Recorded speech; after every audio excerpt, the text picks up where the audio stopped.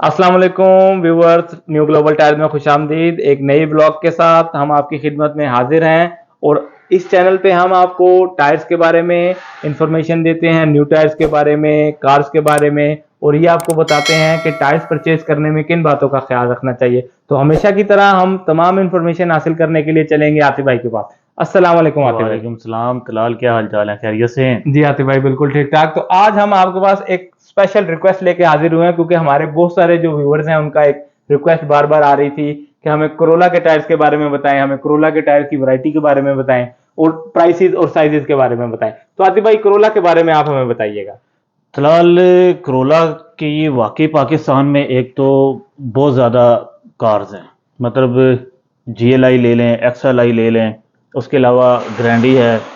ये बहुत ज़्यादा रनिंग में है। उसकी वजह ये है कि पाकिस्तान में एक तो इसका स्पेयर पार्ट बड़े इजीली अवेलेबल है और इतना ज़्यादा एक्सपेंसिव भी नहीं है। दूसरा, इसका जो सस्पेंशन है वो भी काफ़ी अच्छी है और ड्राइव भी बड़ी स्मूथ देता है। तो इसके यूज़र ज़्यादा हैं तो डेफिनेटली फिर उससे रेलेवेंट टायर्स के बारे में भी बहुत सारी क्यूरीज आती हैं और बहुत सारे लोग सवाल करते हैं कि कोरोला के लिए कौन सा टायर जो है, कौन सा ब्रांड बेस्ट रहता है। तो इनशाला इस वीडियो को थ्रू आउट आप देखिए एंड तक। तो एंड में ज़रूर इस चीज़ का जिक्र करेंगे, बल्कि बताऊंगा कि कोरोला को कौन सा ब्रांड ज़्यादा सूट करता है। तो चलते हैं ब्रांड्स की तरफ, हम वन बाय वन ब्रांड्स दिखाते हैं। बात करते हैं कि कोरोला में कौन कौन से ब्रांड्स और कौन कौन से साइजेस चलते हैं। मसलन जो XLI है और GLI है तलाल, उसमें ज़्यादातर 195 चलता है। मतलब ये सबसे ज़्यादा चलने वाला साइज़ है और बहुत से ब्रांड्स में चलता है। क्योंकि करोला यहाँ पे ज़्यादा है इसलिए हम उसके ऊपर, और क्यूरी भी करोला ही की है आज की, तो उसमें 195 ज़्यादा कॉमन है।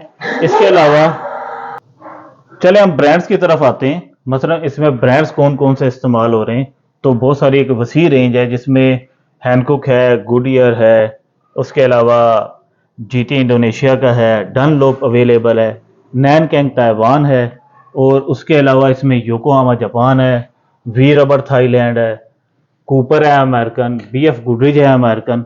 मतलब एक वसी रेंज है जो इस साइज के अंदर अवेलेबल है, जो चलती है। तो आतिफ इसके भाई, ये हमें आप टायर सिखाएंगे इसके साइजेस में? हाँ, ज़रूर। देखिए, ये हैंडकुक पड़ा हुआ है, 95 65 15 इसका साइज़ है और इंडोनेशिया की मेड में अवेलेबल है। इसके अलावा ये गुडियर है, ईगल स्पोर्ट, बड़ा अच्छा पैटर्न है, ये भी कोरोला में चलता है बहुत ज़्यादा। इसके अलावा गुड ग्रिप है, ये थाईलैंड का ब्रांड है, ये भी एक्सीलेंट है। इसके अलावा आप देख लीजिए, ये GT इंडोनेशिया का है, ये भी काफ़ी कॉमन टायर है। यहाँ पे ये डनलोप के दो वेरिएंट पड़े हुए हैं, एक साउथ अफ्रीका का है और एक इंडोनेशिया का है, R1 और 563। इसके अलावा नैनकैंग में तीन पैटर्न इस टाइम अवेलेबल हैं, एक SP9 है, एक NA1 है और इको 2 प्लस। ये तीनों वेरिएंट नैनकैंग के 95 65 15 में अवेलेबल हैं, जो कोरोला में चलते हैं कॉमनली। फिर इसमें आप देख लीजिए, मैक्सिस अवेलेबल है। मैक्सिस में भी हमारे पास इस टाइम दो वेरिएंट पड़े हुए हैं, एक तो ME3 है और इसके अलावा MAP3 है। कूपर है अमेरिकन, ये देख लीजिए। इसके अलावा BF गुडरिज अवेलेबल है इसमें। फिर वी रबर थाईलैंड है। उसके अलावा कुछ चाइनीज ब्रांड अवेलेबल हैं। मसलन ये अगर आप दिखा सकें, ये ट्रैक मैक्स का बड़ा अच्छा टायर पड़ा हुआ है और ये साथ ही इसके क्रिस्टल कंपनी का टायर पड़ा हुआ है। इसका पैटर्न देखिए, बड़ा खूबसूरत पैटर्न है। इसके अलावा ये A+ इसमें अवेलेबल है। फिर मजीनी अवेलेबल है। उसके अलावा योकोहामा एडवान DB 95 65 15 में पड़ा हुआ है। इसमें आपको ब्लू अर्थ मिल जाएगा, जापान का भी, फिलिपीन का भी है। अलायंस है, योकोहामा का ब्रांड है मगर ये एक अलग से कंपनी है, मेड इन जापान। तो ये सारे ब्रांड्स अवेलेबल हैं 195 के साइज में। अच्छा, एक बात और ऐड करता जाऊं, जो कोरोला आ रही है ना ग्रैंडी, उसमें 16 साइज चलता है। मतलब 205 55 16 उसका जेन्युइन साइज आता है। तो वो भी इन सब ब्रांड्स में अवेलेबल हैं। तो आतिफ भाई, ये जो आपने हमें 25-26 ब्रांड दिखाए हैं, ये सिर्फ एक साइज दिखाया अभी ये आपने, अभी आपको एक साइज दिखाया है, जो कि ठीक है। 195 65 15 है व्यूवर्स। ये हमने जो टायर्स अभी तक देखे हैं, ये 195 65 15 है, जो कि आपकी 15 साइज की गाड़ियों में इस्तेमाल होता है। अच्छा, अब आते हैं असल सवाल की तरफ जो आपने बेसिक क्वेश्चन किया था कि कोरोला को कौन सा ब्रांड सूट करता है। साइज तो चलें ठीक है, GL है या XL है, 195 65 15 उसके लिए बहुत सूटेबल साइज है। अब अगर हम ब्रांड के ऊपर जाते हैं तो वो थोड़ा सा आप कह लें ट्रिकी क्वेश्चन है, और उसका आंसर भी ज़रा ट्रिकी सा है, क्योंकि हर शख्स की ड्राइव डिफरेंट है। कोई भी शख्स गाड़ी में टायर डलवाने आया है, उसका सबसे पहला जो फोकस होना चाहिए इस बात पे होना चाहिए कि उसकी ड्राइव किस टाइप की है, मतलब उसने रगिड ट्रेन पे चलाना है, स्मूथ रोड्स पे ज़्यादा ड्राइव होती है। मतलब मेरे कहने का मकसद ये कि एवरेज ड्राइव, ये नहीं है कि आप बिल्कुल ही स्मूथ पे या बिल्कुल ही रगिड ट्रेन पे या ऑफ रोड कर रहे हैं, ऐसा नहीं है। मगर हर शख्स को पता होता है कि उसकी जो एवरेज ड्राइव है डेली बेसिस पे वो किस टाइप की है। उसने फिर उसको देखते हुए, मद्देनजर रखते हुए ब्रांड का इंतखाब करना होता है। फिर सबसे बड़ा जो इशू है इसके अंदर वो है बजट का, कि हर किसी का बजट अपना अपना है। किसी शख्स का बजट है 80,000 का, किसी का 60 का है, किसी का 40,000 का है। अब उसने उस बजट में रहते हुए, अपने ड्राइव को देखते हुए, इन्वायरमेंट को देखते हुए ब्रांड और टायर साइज को सेलेक्ट करना होता है। तो बड़ा आसान सा फार्मूला है कि आप अगर रगिड ट्रेन पे ज़्यादा ड्राइव करते हैं तो तो आतिफ भाई, ये जो आपने हमें तकरीबन 26 ब्रांड्स की क्वालिटीज और वैरायटी दिखाई है, तो इसमें से बेस्ट टायर जो है वो कौन सा आप जो है वो सेलेक्ट करेंगे, अगर हम जो है वो मतलब एक नॉर्मल यूज़ की गाड़ी है, घर की गाड़ी है, जो कि मतलब एक एवरीडे नॉर्मल यूज़ में रहती है और बहुत ज़्यादा रफ एंड टफ नहीं चलती, लेकिन कभी कभी लॉन्ग ट्रिप पे भी जाती है। देखें तलाल, उसके अंदर ये है कि अगर आपका बजट है नॉर्मल तो उसकी वैरायटी भी मौजूद है, और आपका बजट बहुत अच्छा है तो उसकी वैरायटी भी मौजूद है। फॉर एग्जांपल, आप एक मिड बजट का टायर लेना चाहते हैं तो GT इंडोनेशिया बहुत अच्छी ऑप्शन है। बहुत सारे यूज़र्स इस्तेमाल कर रहे हैं उसको, और आज तक कोई प्रॉब्लम आई नहीं है।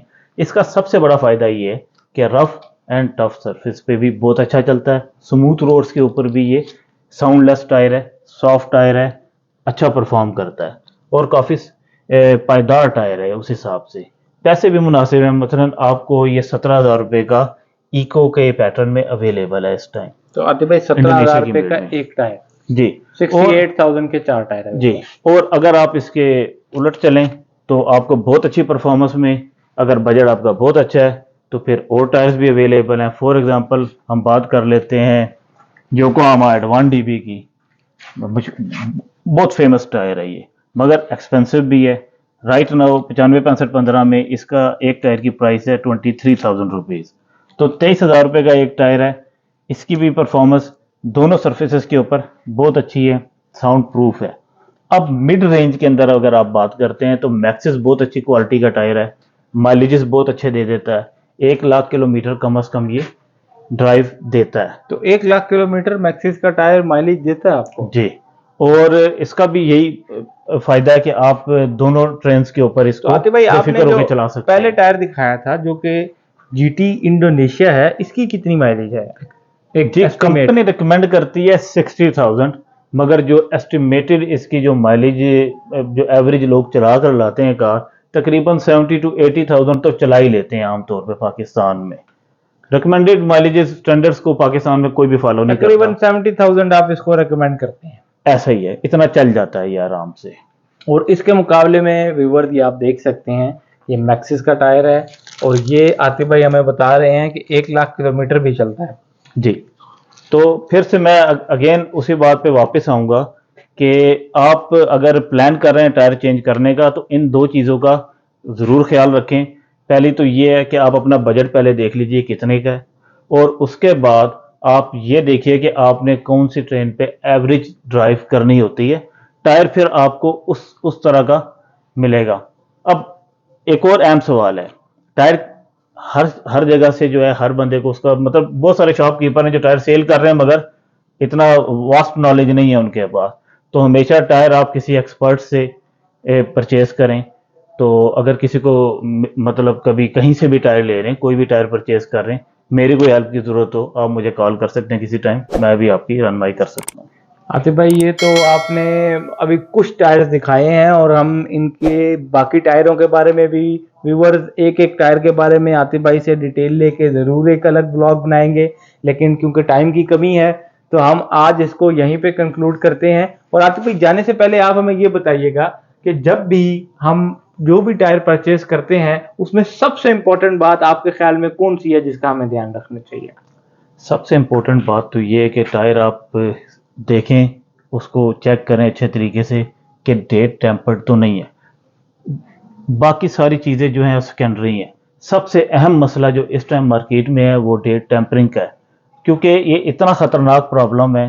क्योंकि डेट एक दफ़ा टेम्पर्ड हो गई तो आपको ये नहीं पता कि ये 10 साल पुराना था, 20 साल पुराना था, 15 साल पुराना था, उसका कोई भी अंदाज़ा नहीं लगा सकता।